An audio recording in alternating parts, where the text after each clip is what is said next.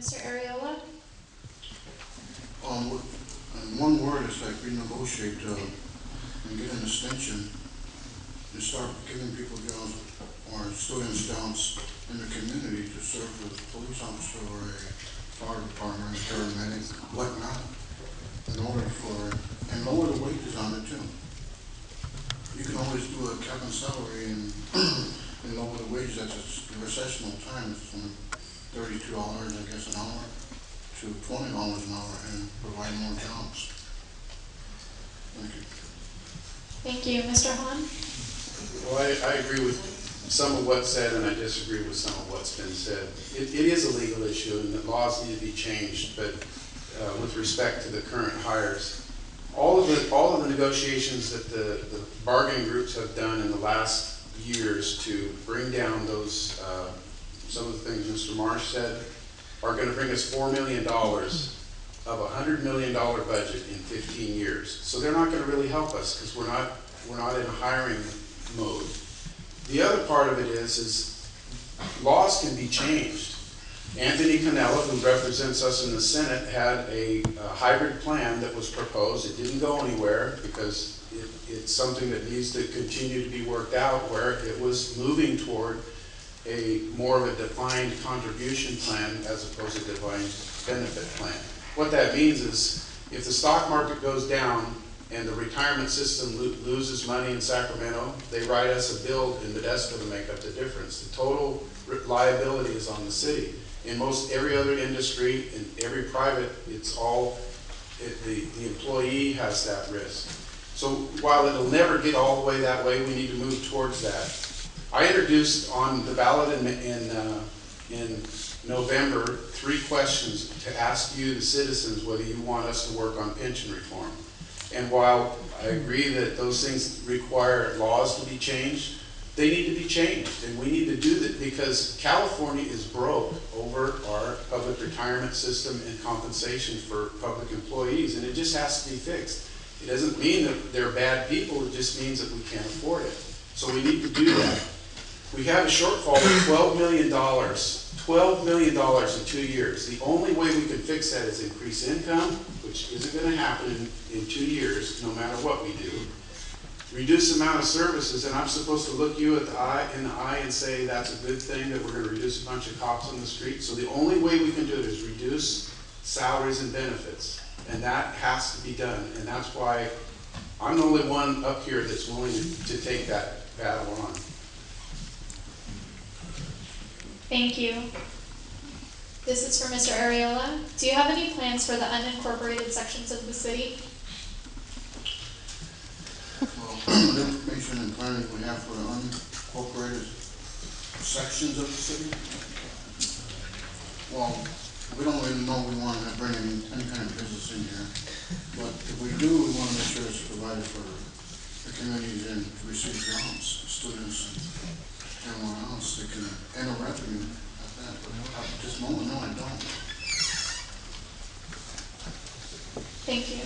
Mr. Zalowski, same question. Repeat the question, please. Do you have any plans for the unincorporated sections of the city? Before I answer that, I have to go back and readdress the question again.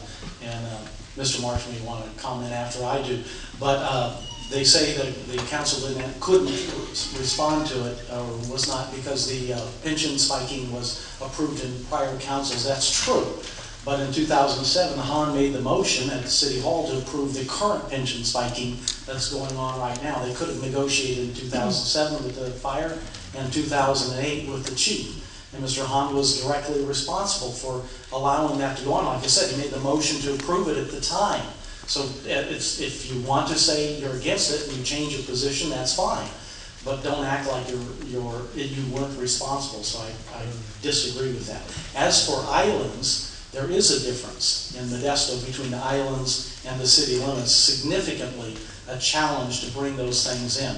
And it's going to take every effort of the city to be able to do it, working with the county. The islands were built largely substandard to Modesto standards. Standards are meaning this how you build your curb, your gutter, your streets, street lights, whether it was water and sewer. In the county, they kind of let really the true meaning of sprawl occur. in those island areas. And so when Modesto takes it over, they have to pay a lot of money to try to bring it up. And that money just doesn't show up. It has to be paid for by somebody. So in order to do that, it's going to take a lot of money and a lot of commitment. The local neighborhoods can vote for self-taxation to do it and be convinced, or if they can convince themselves that it's worth the added investment on their house to do that. And that's been ongoing, and the current council has worked hard to try to do that. And that will have to continue in the future.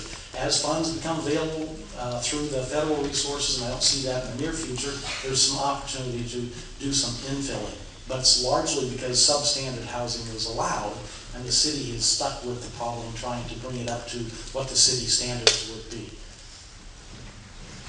Thank you. Mr. Hahn, same question. Well, I have personal knowledge of county pockets. I grew up on Elm Street, right over by Emerald, which was a county pocket. And no sidewalks, no sewer. We had water because we had Del Este water. And I've been working on, especially focusing on the airport neighborhood and looking at what we can do. Up until this point, it's been the county's responsible for it. The city's kind of standing back and saying, no, it's not our problem.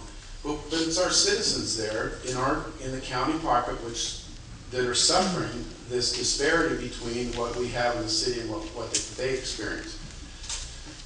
We're looking at grants. We're looking at grants for sewer. We've kind of broken it apart. Instead of the whole thing has to be done, we're looking at public safety public health first with water and sewer, and we're looking at grants. We're currently applying for grants right now for sewer. We're also looking at putting in sidewalks, temporary sidewalks, put in by the neighborhood. Put in French drains, which is basically a ditch that's full of rocks so that the water has a place to go. All done volunteer, all done without city or county money. And that's a pretty exciting concept, because what's happening is that neighborhood is taking over the responsibility for their own destiny. It's a great thing. And as federal money comes to us for improving those areas, we'll be able to do that. But I think that the exciting part to me is working together. We're also looking at code enforcement, common code enforcement between the city and the county. We're also looking at common policing.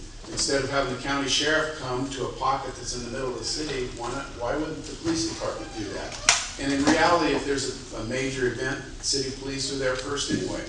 So I think it's a collaboration that's working. And the exciting part to me is not so much the infrastructure, the sidewalks and the French drains and the sewer, but the fact that the neighborhood, working together, we can do some things that really don't cost that much money. Thank you. Mr. Marsh, same question. Thank you.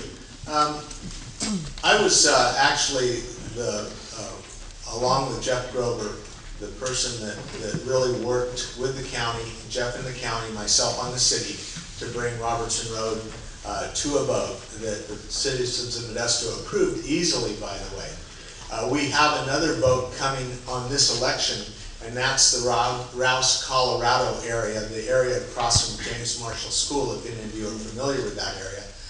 I happen to be familiar with the area because I actually went to James Marshall School. And so I'm encouraged that we're going to work at bringing another area in. Shackelford, down on Crow's Landing Road, has taken all the steps it needs to do to be annexed to the city, and we're just working with the county on a cost-sharing agreement for that, revenue sharing agreement, and that should be happening soon. So we're starting to make progress.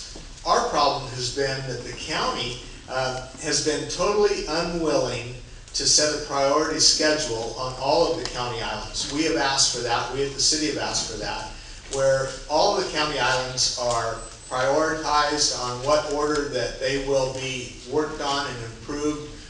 If they go and do things themselves, they'll move up the list on the priorities. If they're able to get grants for themselves, or if we're able to get grants for them, we'll move them up the priority list. But we need that. We need that to know for both the citizens and of the area and for the citizens of Modesto.